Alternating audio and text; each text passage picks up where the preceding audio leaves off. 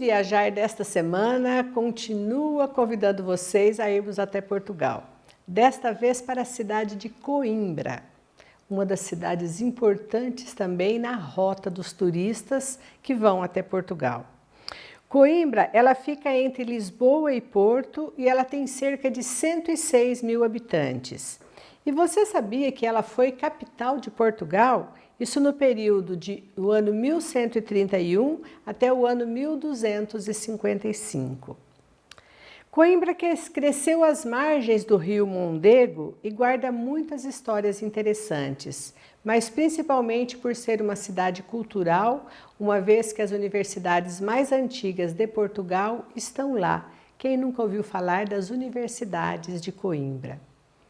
A nossa primeira parada quando chegamos na cidade foi no Mosteiro de Santa Clara a Nova. Por que Santa Clara a Nova? Porque tem o antigo Mosteiro de Santa Clara, que eles chamam de Santa Clara a Velha, que fica bem às margens do rio Mondego, mas por virtude de chuva sempre sofriam inundações. Então foi construído num plano mais elevado esse novo mosteiro. Novo, na verdade, pela cultura portuguesa, mas ele data do século XVII. Ele é uma das rotas dos peregrinos que vão a Santiago de Compostela. Sempre que a gente passa num local que é rota, a gente vê as denominações ali no muro, numa parede, marcando essa data. Mas vamos agora conhecer um pouco mais desse mosteiro, que em primeiro lugar já nos dá ali uma linda vista da cidade de Coimbra quando chegamos ao local, e podemos apreciar agora.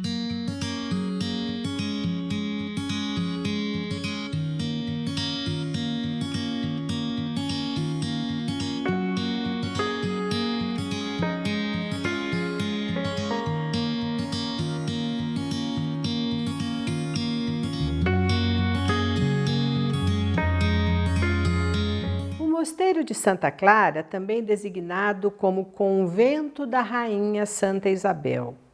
Ele era um mosteiro de clausura franciscana, erguido no século XVII. Esse mosteiro é um verdadeiro repositório da arte portuguesa dos séculos XIV ao século XVIII e guarda inúmeras relíquias de Santa Isabel, que é a fundadora do antigo mosteiro. Para conhecer um pouco essa história de Santa Isabel, ela nasceu na Espanha e era filha do rei Dom Pedro II de Aragão e da rainha Constança. Ela tinha apenas 12 anos quando foi prometida a casamento ao Dom Dinis, com quem veio a se casar logo em seguida. Apesar de ser um casamento que eles tiveram muitos problemas, principalmente as relações extraconjugais de Dom Dinis, fazia com que a rainha Isabel sofresse bastante, inclusive humilhações públicas. Mas ela, com muito amor, muita paciência, muita humildade, aceitava aquela situação de subserviência. E vivendo essa situação difícil para ela, quando Dom Dinis veio a falecer, ela não teve dúvidas. Despojou-se da sua fortuna, doando toda para a congregação das Irmãs Clarissas e vestiu o hábito e se tornou uma religiosa também. Então, Portugal cultua bastante as virtudes dessa rainha que ainda em vida já tinha fama de santidade. Conta até que certa vez ela estava levando alimento para os pobres, que era uma das suas preocupações sempre, e Dom Dinis, encontrando com ela o seu esposo, indagou o que ela levava no seu avental. E ela disse que estava levando rosas, simplesmente. E ele disse: rosas? Em setembro, quando não temos rosas? E fala que quando ela abriu o avental dela, eram rosas que estavam ali mesmo, como se o pão fosse transformado em rosas, para que ela não deixasse de continuar praticando a caridade devido a essa, de certa forma, até maldade, soberba do rei, que queria ter essa rainha somente enclausurada no seu castelo. Como ela já gozava de uma fama de santidade em vida, ela veio a falecer no dia 4 de julho de 1336, inclusive é o dia da sua festa litúrgica, 4 de julho. E ela foi beatificada pelo Papa Leão X no ano 1516. e canonizada pelo Papa Bento XIV no ano de 1742. Portanto, uma rainha, mas passou por todos os processos também e hoje é considerada uma santa e é a padroeira da cidade de Coimbra. Aí, visitando todo o local, nós pudemos adentrar a linda capela do mosteiro. Tem 14 retábulos, todos em talhas douradas, com muitas imagens sacras, inclusive, claro, Nossa Senhora de Fátima, que está presente em todas as igrejas e capelas em Portugal que nós visitamos. Um teto ricamente adornado, muitas gravuras, pinturas com molduras também, todas em lacas e dourados, tudo de muito bom gosto, lembrando que praticamente toda a fortuna da rainha Isabel foi doada para essa congregação, para a construção desse mosteiro. Mas depois teve muitos simpatizantes a essa causa, inclusive outros nobres portugueses, que contribuíram também para que esse lugar fosse esse lugar tão bonito que a gente vê hoje. Embora já não funcione mais como mosteiros, porque não tem mais as monjas, e ele está num certo processo de restauração, mas muito bonito todas as imagens que fizemos e vamos apreciar também agora.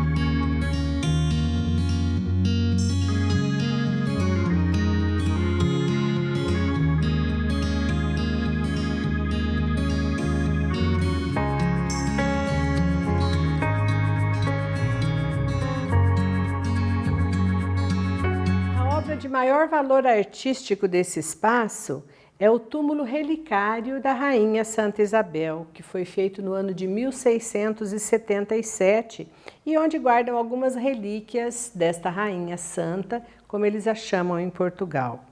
E lembrando que o altar-mor traz ali também o escudo português. Como já citamos em alguns outros programas, os portugueses valorizam muito o seu escudo e dessa vez o vimos presente ali na igreja, na capela do mosteiro.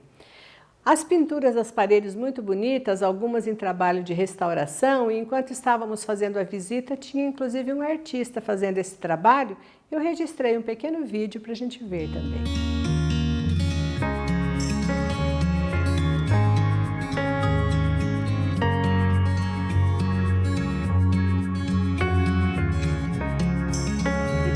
Saindo dessa capela, chegamos aos jardins do mosteiro, que na época em que estava em atividades, diz que eram muito bonitos, com muitas rosas plantadas, inclusive tem algumas gravuras lá no espaço datado dessa época. Mas ainda assim ele guarda as suas belezas, mas o que nos encanta mais são os corredores que levavam às clausuras das monjas.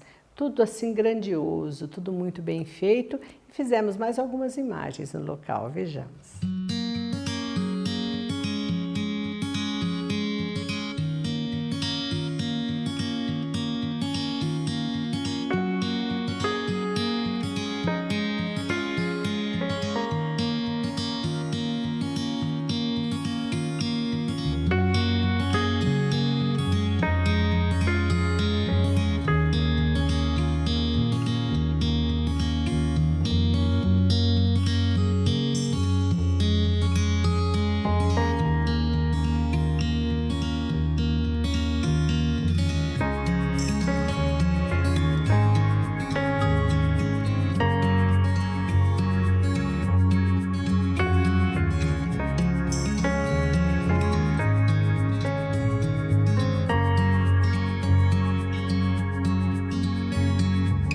Lembrando que esse mosteiro foi extinguido no ano de 1891 com a morte da última monja. E em 1886, esse complexo monástico foi entregue à Confraria da Rainha Santa Isabel, responsável pela continuidade desse culto à Santa Padroeira, e a congregação também de São José de Cluny, para a instituição de um colégio missionário.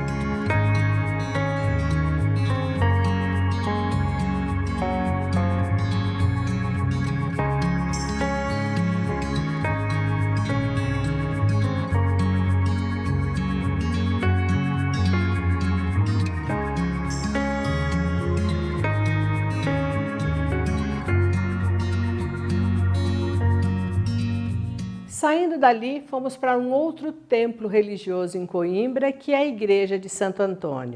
Assim como já disse, Nossa Senhora de Fátima muito presente em todas as igrejas, mas também Santo Antônio, nascido em Lisboa, tem a sua marca por todas as cidades portuguesas que viajamos. Esta é uma igreja muito bonita que fica na região central de Coimbra, chamada Santo Antônio dos Olivais. Ela tem uma escadaria para que se suba nelas, com algumas capelinhas laterais, e ali o guia que estava conosco nos contou um pouco mais da história de Santo Antônio, que na verdade, como disse, nasceu em Lisboa, sentindo o desejo de se tornar um religioso, acabou entrando para a congregação dos agostinianos e o seu nome de batismo era Fernando e sempre honrou esse nome. Estando lá, especialmente até nessa igreja que guarda um pouco das histórias dele, ele veio a conhecer a Ordem Franciscana, fundada por São Francisco de Assis, numa ocasião em que alguns missionários franciscanos tinham ido até o país de Marrocos para pregar, para evangelizar. Foram mortos lá. Quando seus corpos retornaram, numa condição muito de grande tristeza para a própria congregação, Fernando, tendo contato com todo esse drama e desejando se fazer um missionário também, trocou seu nome de Fernando para Antônio e esse tão conhecido Santo Antônio de todos nós. Ao lado dessa igreja tem o convento de Santa Cruz, onde estão sepultados os santos mártires do Marrocos, como foram conhecidos. E adentrando essa igreja de Santo Antônio dos Olivais, nós vemos muitos trabalhos em azulejos portugueses, alguns até sofrendo desgaste com o tempo, mas contam a história de Santo Antônio também. Fizemos mais alguns registros nessa igreja que vamos agora apreciar juntos.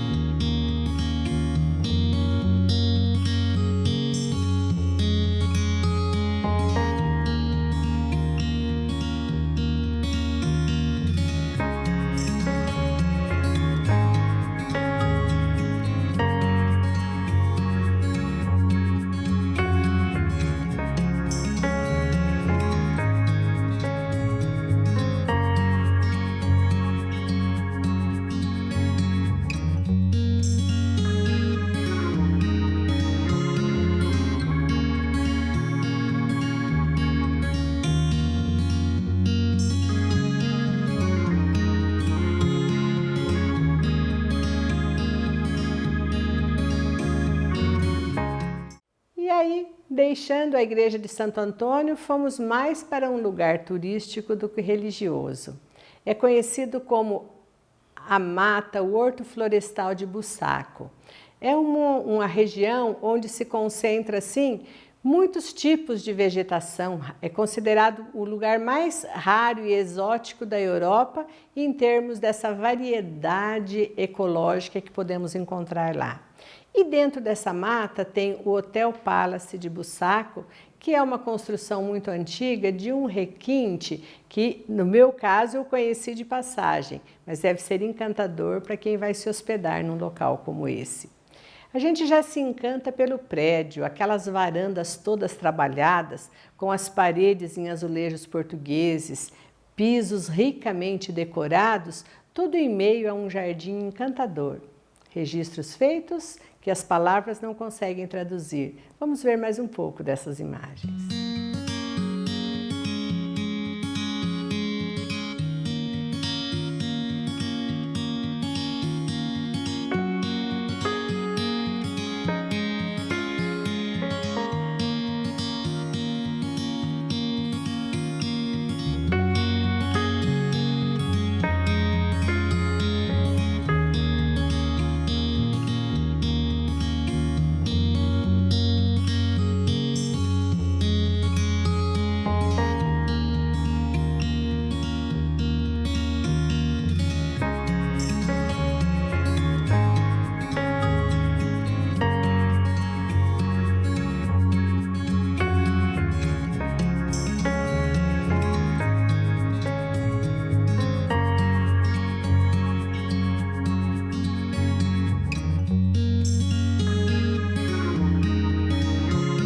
depois, adentrando a esse prédio, o que dizer dos trabalhos que encontramos no teto, nas escadarias?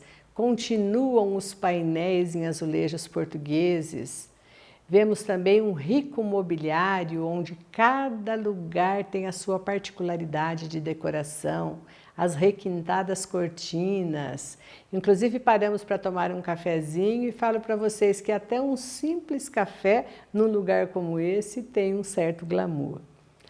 Mas aí, saindo, ainda quisemos aproveitar um pouco mais dos jardins para fazer uns registros, talvez até uma das fotos mais bonitas que eu tirei na viagem, algumas delas são dessa parada que nós fizemos ali. Jardins encantadores, todos muito bem trabalhados também, e tudo com uma riqueza de detalhes, inclusive as pessoas estavam em restauração, fazendo trabalhos naquele dia, mas era tudo assim deslumbrante. Ela está sendo esse local, sendo candidato a patrimônio da Unesco também, por conta da mata e dessa construção, e tem até um quadro que marca essa candidatura, que nós registramos também. E alguns prédios antigos fazem parte desse complexo, alguns conventos antigos, outras construções que pelo tempo curto lá não pudemos nos inteirar de cada detalhe, mas fizemos o nosso registro e marcamos para vocês.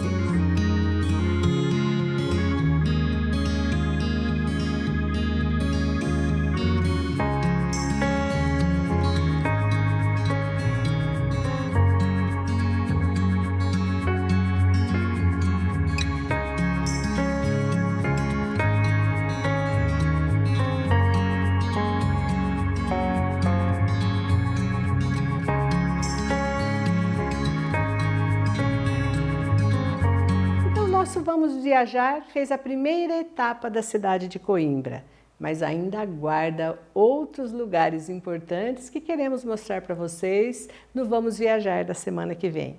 Espero que com mais algumas imagens vocês tenham apreciado essa introdução à cidade de Coimbra para vocês.